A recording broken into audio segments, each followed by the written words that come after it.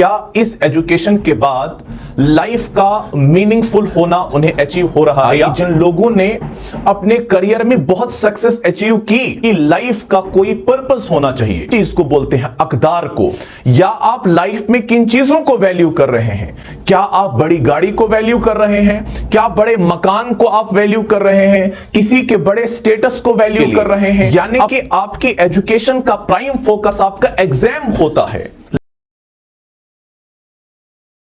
तो आज हम इस चीज के बारे में पता लगाएंगे कि आप जो एजुकेशन हासिल कर रहे हैं या दुनिया में जितने भी बच्चे जो डिफरेंट स्कूल्स में, कॉलेजेस में या यूनिवर्सिटीज में पढ़ते हैं, हम ये जानने की कोशिश करेंगे क्या इस एजुकेशन के बाद लाइफ की फुलफिलनेस उनको अचीव हो रही है या नहीं हो रही है।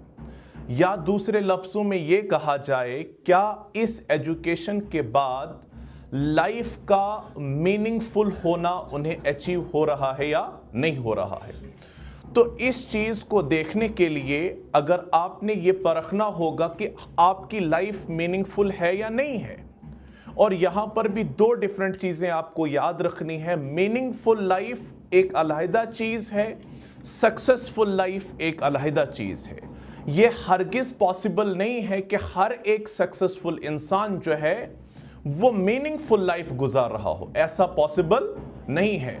यही वजह है कि दुनिया के अंदर यह बात देखने में आई, जिन लोगों ने अपने करियर में बहुत सक्सेस अचीव की, करियर के हिसाब से बड़े सक्सेसफुल रहे, लेकिन उसके अलावा भी या उसके बावजूद भी वो लाइफ में सक्सेसफुल नहीं हुए। उनने अपनी लाइफ के उस असल एसेंस को नहीं पाया।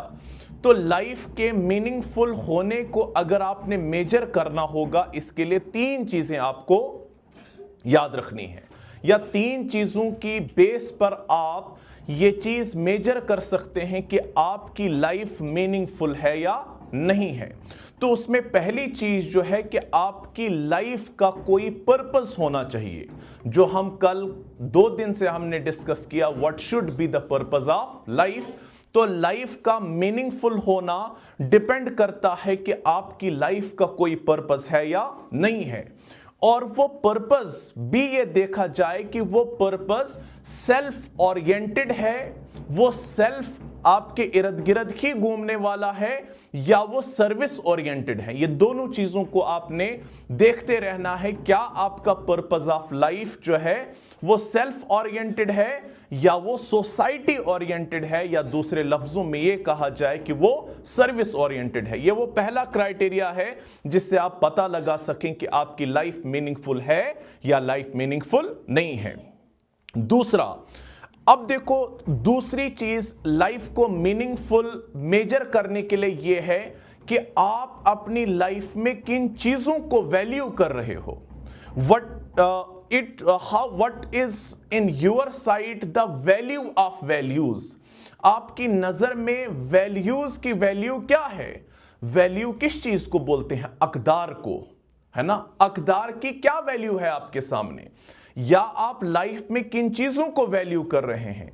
क्या आप बड़ी गाड़ी को वैल्यू कर रहे हैं? क्या बड़े मकान को आप वैल्यू कर रहे हैं? किसी के बड़े स्टेटस को वैल्यू कर रहे हैं?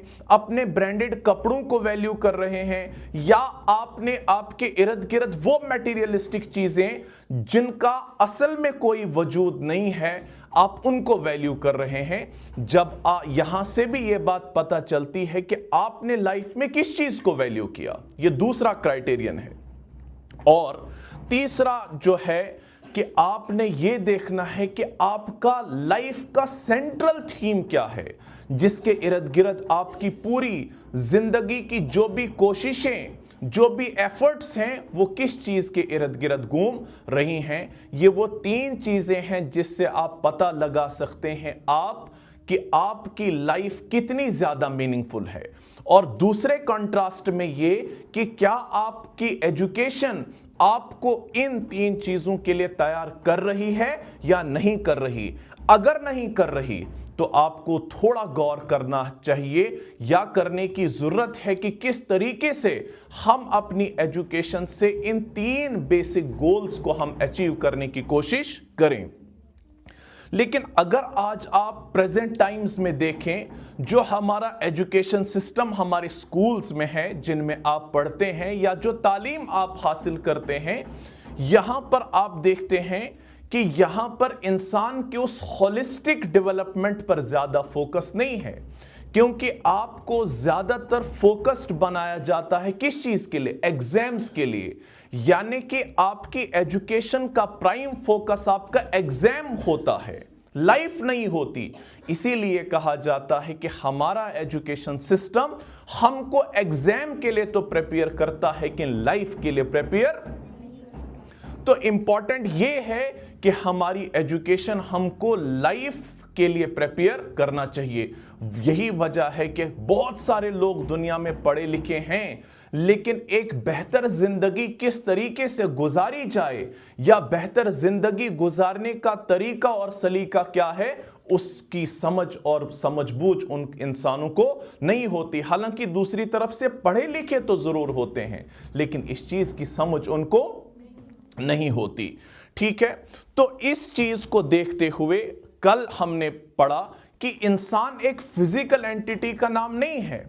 इंसान इन टोटलिटी सिर्फ एक फिजिकल एंटिटी नहीं है, इसके अंदर एक इमोशनल एंटिटी है, स्पिरिचुअल एंटिटी है, ये इंटेलेक्चुअल एंटिटी, इन तीन एंटिटी से मिलकर ये इंसान बनता है। लेकिन कल आपने पढ़ा भी कि बहुत सारे लोग दुनिया में 95% of the people of the world they are considering themselves as a physical identity. वो अपने आप को क्या समझते हैं कि हम सिर्फ एक फिजिकल एंटिटी हैं। लेकिन आप ये सवाल पूछ सकते हैं कि सर, हम अपनी लाइफ को मीनिंगफुल कैसे बनाएं? ये सवाल है ना, बेसिक सवाल है कि how we will make our life meaningful.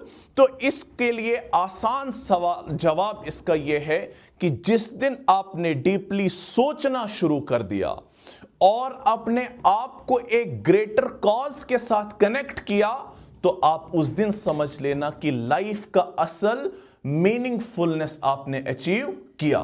क्योंकि आज सबसे बड़ी कमजोरी हम लोगों के अंदर हमसे हमारी सोच छीनी गई है, क्योंकि हम सोशल मीडिया के दुनिया में हम इतने मगन हो चुके हैं। हम सिर्फ ये देखते हैं कि हमें दिखाया क्या जा रहा है। हमें हालांकि यह सोचना चाहिए था कि हम सोच क्या रहे हैं। हमने खुद से सोचना छोड़ दिया।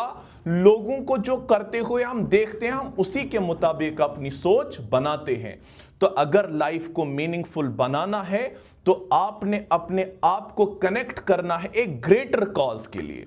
अब वो ग्रेटर कॉज क्या है? इसके लिए हमारे पास सबसे बेहतरीन मिसाल हुजूर सल्लल्लाहु अलैहि वसल्लम की लाइफ है। हुजूर सल्लल्लाहु अलैहि वसल्लम, आप देख लीजिए, हुजूर सल्लल्लाहु अलैहि वसल्लम अपने बचपन से लेकर 40 साल तक की उम्र में आप सल्लल्लाहु अलैहि वसल्लम को वो वर्ल्डली चीजें सारी अचीव थी।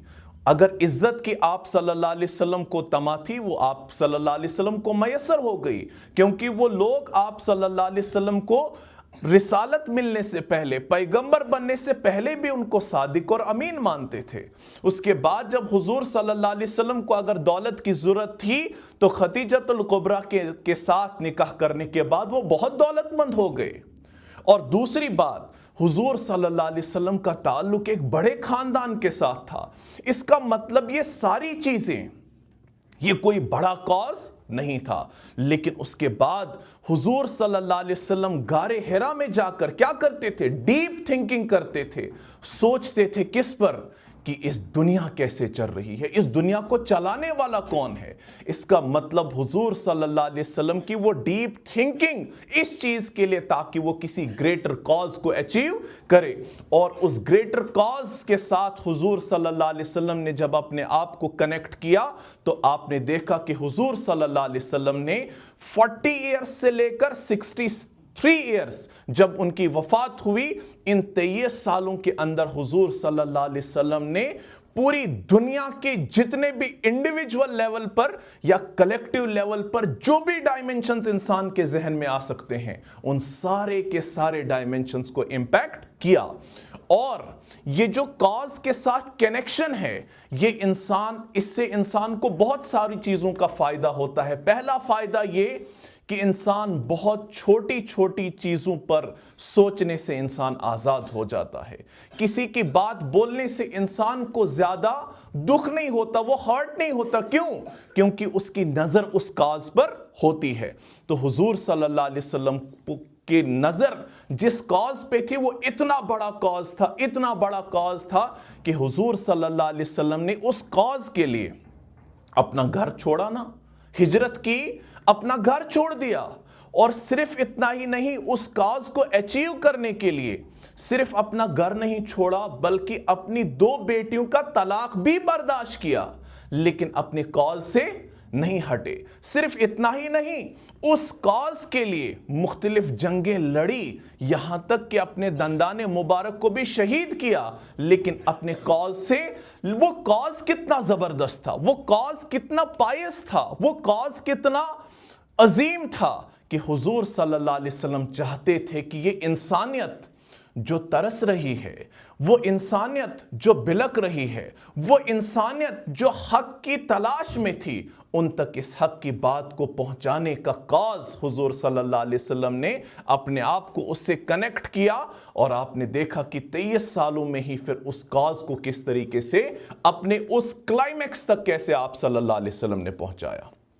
और दूसरा फायदा इस कॉज के साथ कनेक्ट होने का यह होता है कि इंसान फिर कभी भी छोटी छोटी ठोकरों से, इंसान छोटी छोटी उन डिस्ट्रैक्शन से इंसान अपने उस ग्रेटर कॉज को नहीं छोड़ता।